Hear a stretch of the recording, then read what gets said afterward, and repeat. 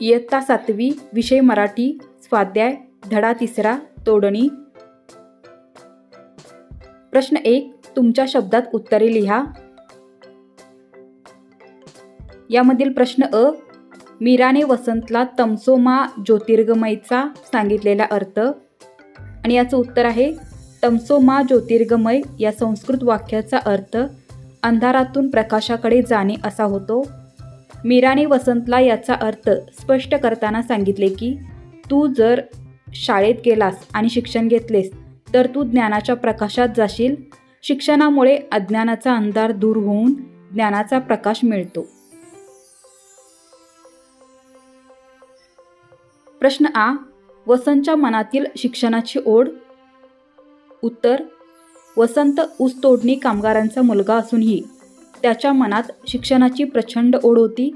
रस्त्यावर पडलेला एक कागद पाहून तो वाचण्याचा प्रयत्न करतो आणि स्वतः शिकण्यासाठी आग्रह धरतो. हे त्याच्या शिक्षणाबद्दलच्या उत्सुकतेचे मोठे लक्षण आहे. प्रश्न ई.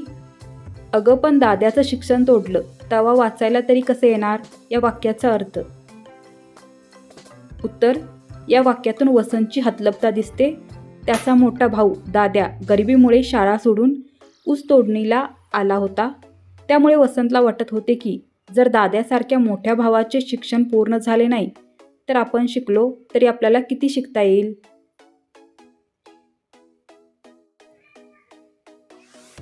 प्रश्न 2. वसंतचे शिक्षणाबाबतचे प्रेम दर्शवणारी वाक्ये पाठातून शोधून लिहा. उत्तर.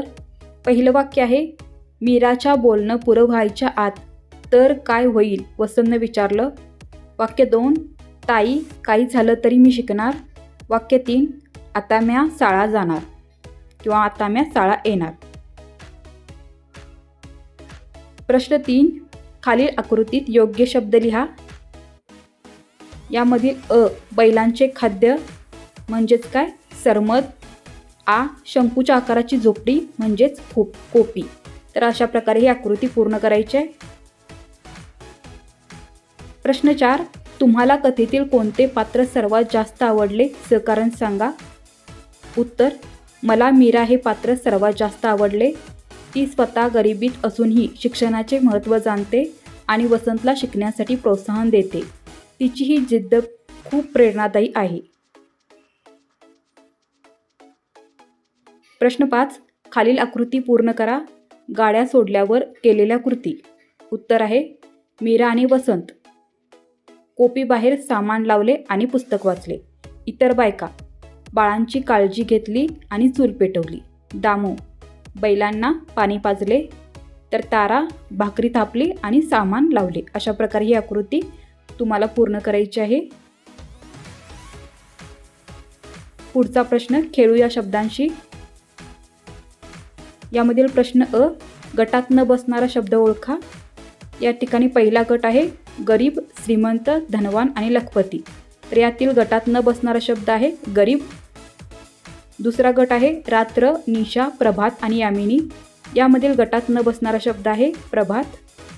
तिसरा गट आहे अशिक्षित, निरक्षर, अंगठा बहाद्दर आणि शिक्षित. यामध्ये गटात न बसणारा शब्द आहे शिक्षित. आणि चौथा गट आहे गवसणे, मिळणे, हरवणे आणि सापडणे. यामधील गटात न बसणारा शब्द आहे हरवणे. प्रश्न आ. कंसात दिलेल्या वाक्यप्रचारांच्या रूपात योग्य बदल करून वाक्य पुन्हा लिहा. आता वाक्प्रचार बघा. आनंदाला पारावर न उरणे, हबकून जाणे, हातभार लावणे, आभाळ होणे. आता याप्रमाणे आपण वाक्य तयार करायचे आहेत. पहिलं वाक्य आहे वडिलांच्या नोकरीनिमित्त सतत होणाऱ्या बदल्यांमुळे केशवच्या शिक्षणाची आबाळ झाली. वाक्य दुसरं आहे गावातून आलेल्या आजीला पाहून नंदाच्या आनंदाला पारावर उरला नाही. तिसरं वाक्य आहे सिमरन आईला घरातील कामांसाठी हातभार लावते. चौथं वाक्य आहे रस्त्यावर जोरजोरात भुंकणाऱ्या कुत्र्यांना पाहून रेश्मा हबकून गेली. अशा प्रकारे दिलेले वाक्प्रचार तुम्हाला अशा प्रकारे वाक्यांमध्ये घालून वाक्य तयार करायचे आहे. प्रश्न ई. खालील शब्दांना पर हा एकच शब्द जोडून नवीन अर्थपूर्ण शब्द तयार होतात. ते बनवा. मराठी भाषेतील अशा विपुल शब्दसंपत्तीचा अभ्यास करा, त्याप्रमाणे वेगवेगळे शब्द तयार करा. आता हे आपल्याला प्रश्नामध्ये दिलेले शब्द आपण तयार करूया. पर प्लस प्रांत म्हणजे परप्रांत, पर प्लस राष्ट्र म्हणजे परराष्ट्र, पर अधिक ग्रह म्हणजे परग्रह, पर अधिक देश म्हणजे परदेश आणि पर अधिक भाषा म्हणजे परभाषा. अशा प्रकारे हे शब्द तुम्हाला तयार करायचे आहेत आणि असेच शब्द तुम्हाला आणखीन तयार करायचे आहेत. प्रश्न ई, खालील शब्दात लपलेला अर्थ शोधून लिहा. उत्तर आहे 1. तांबडं फुटलं म्हणजेच काय, सकाळ होणे. दुसरं आहे गाडी रुळावर आली म्हणजेच परिस्थिती पूर्वपदावर येणे. तिसरं आहे अंधाराकडून उजेडाकडे, याचा अर्थ आहे अज्ञानाकडून ज्ञानाकडे जाणे. चौथा आहे चूल शिलगावली, याचा अर्थ आहे स्वयंपाकाला सुरुवात करणे. तर अशा प्रकारे हे शब्द तुम्हाला लिहायचे आहेत आणि त्याचा अर्थही लिहायचा आहे. पुढचा प्रश्न आहे प्रश्न 3, खालील वाक्ये प्रमाण भाषेत लिहा. पहिलं वाक्य आहे पोरा मले तरी कुठं वाचता येतं. आता हे प्रमाण भाषेत कसं लिहायचं आहे, मुला मला तरी कुठे वाचता येते. दुसरं वाक्य आहे अव समधी लेकरं साळाला गेली आणि तू तुपलस. याचा आपण प्रमाण भाषेत कसं करणार आहे, अहो सगळी मुले शाळेला गेली आणि तूच राहिला. तिसरं वाक्य आहे आता तुम्ही समधी म्हणत्यात तर म्या तरी कशाला आडवा येऊ. आता हे प्रमाण भाषेत वाक्य करायचं आहे, आता तुम्ही सगळे म्हणताय तर मी तरी कशाला आडवा येऊ. चौथं वाक्य आहे आता म्या शाळेला जाणार आणि हे प्रमाण भाषेत वाक्य येणार आहे आता मी शाळेला जाणार. तर अशा प्रकारे तुम्हाला आपली जी प्रमाण भाषा आहे त्यामध्ये ही वाक्ये रूपांतरित करायची आहेत.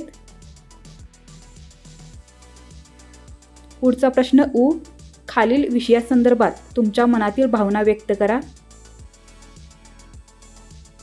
आता या ठिकाणी या प्रश्नात शाळेचा पहिला दिवस, शाळेची इमारत, नवीन पुस्तकांचा सुगंध, वर्ग शिक्षक, नवीन मित्र या विषयांवर आधारित आपल्याला भावना व्यक्त करायच्या आहेत. यामधील पहिला पॉईंट आहे शाळेचा पहिला दिवस. शाळेच्या पहिल्या दिवशी मनात खूप उत्साह आणि थोडी धाकधूक असते. जुन्या मित्रमैत्रिणींना भेटण्याची ओढ आणि नवीन वर्गात प्रवेश करण्याचा आनंद खूप वेगळा असतो. दुसरा मुद्दा आहे नवीन पुस्तकांचा सुगंध. नवीन पुस्तकांचा सुगंध हा ज्ञानाच्या प्रवासाची सुरुवात असतो. पुस्तकाची पाने चाळताना त्यातून येणारा तो विशिष्ट वास मला अभ्यासासाठी आणि नवीन गोष्टी जाणून घेण्यासाठी प्रोत्साहित करतो. तिसरा मुद्दा आहे वर्ग शिक्षक. वर्ग शिक्षक हे आपल्या आयुष्यातील मार्गदर्शक असतात. त्यांच्याबद्दल मनात खूप आदर असतो, कारण ते आपल्याला केवळ पुस्तकी ज्ञानच देत नाहीत तर चांगले माणूस बनवण्याचे संस्कारही देतात. आणि आपला शेवटचा मुद्दा आहे नवीन मित्र. शाळेत नवीन मित्र बनवणे हा माझ्यासाठी खूप आनंदाचा विषय असतो. नवीन मित्रांसोबत गप्पा मारणे, खेळणे आणि एकमेकांना मदत करणे यामुळे शालेय जीवन अधिक सुखद आणि संस्मरणीय बनते. तर अशा प्रकारे या मुद्द्यांच्या आधारे तुम्हाला भावना व्यक्त करायच्या आहेत. आपला पुढचा प्रश्न आहे लिहिते होऊया. यामधील प्रश्न बघा. या पाठात ग्रामजीवनातील काही शब्द आले आहेत, त्यांची यादी करा आणि त्यांचे अर्थ समजून घ्या. उत्तर पहा. पाठात आलेले काही महत्त्वाचे ग्रामीण शब्द आणि त्यांचे अर्थ खालीलप्रमाणे आहेत. पहिला शब्द आहे कोपी. याचा अर्थ आहे ऊस तोडणी कामगारांनी ऊसाच्या शेताच्या कडेला उभारलेली शंकूच्या आकाराची झोपडी, यालाच आपण कोपी म्हणतो. दुसरा शब्द आहे सरमद. याचा अर्थ आहे बैलांसाठी असलेले खाद्य किंवा चारा. पुढचा शब्द आहे फोडणी. सांबार किंवा आमटी चविष्ट बनवण्यासाठी किंवा करण्यासाठी तेलात मोहरी, हिंग, लसूण इत्यादी घालून दिलेली फोडणी. जुंपणे म्हणजेच गाडीला बैल जोडणे. पुढचा शब्द आहे वाटा. याचा अर्थ आहे मिरची आणि मीठ यांचे मिश्रण करून तयार केलेले तिखट, ज्याला आपण सांबारासाठी लागणारे साहित्य म्हणतो.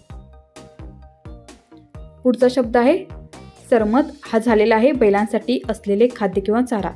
आणि शेवटचा शब्द आहे मोळी. याचा अर्थ आहे लाकडांचा किंवा शेतातील पिकांचा बांधलेला जुडगा किंवा भारा. तर अशा प्रकारे हे पाठामध्ये आलेले शब्द आहेत, ज्यांचा अर्थ आपण समजून घेतलेला आहे. आता आपला शेवटचा प्रश्न आहे उपक्रम. यामधील प्रश्न बघा. सा विद्या या विमुक्तये या ब्रीदवाक्याचा अर्थ सांगायचा आहे. उत्तर आहे सा विद्या या विमुक्तये. याचा अर्थ आहे जी मुक्त करते तीच खरी विद्या असा होतो.